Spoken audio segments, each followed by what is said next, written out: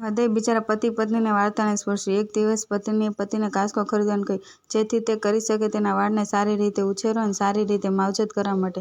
તેના પતિએ કાંસકો ખરીદવો પોસાય તેમ ન હતો અને તેને દિલગીરી થઈ અને તેણે તેણીને ના પાડી અને સમજાવ્યું કે તેની પાસે ટેપ ઠીક કરવા માટે પૂરતા પૈસા નથી. તેની ઘડિયાળની આ જાણ્યા પછી તેણીએ તેની વિનંતીનો આગ્રહ રાખ્યો ન હતો. બીજા દિવસે પતિ કામ પર જતો હતો ત્યારે તે ઘડિયાળમાંથી પસાર થયો, દુકાન કરી અને તેની ક્ષતિગ્રસ્ત ઘડિયાળને વેચવા માટે અંદર ગયો જેથી તે કાંસકો ખરીદી શકે. સાંજે તે તેની પત્ની માટે કાંસકો લઈને ઘરે આવ્યો અને તે તેની પત્નીને આ આપીને ખૂબ જ આનંદ થાય છે જેથી તેણીએ વધુ સારી રીતે લઈ શકે લાંબા વાળ. પરંતુ તેના આશ્ચર્ય વચ્ચે તેણે જોયું કે તેની પત્નીના વાળ ટૂંકા થઈ ગયા હતા.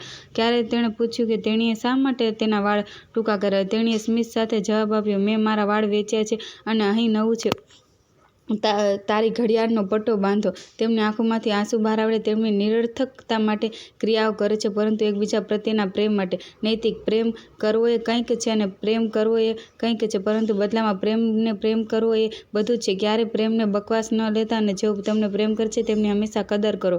अगर आपको हमारी ये वीडियो अच्छी लगी हो तो लाइक शेयर सब्सक्राइब जरूर करें और please press the bell icon.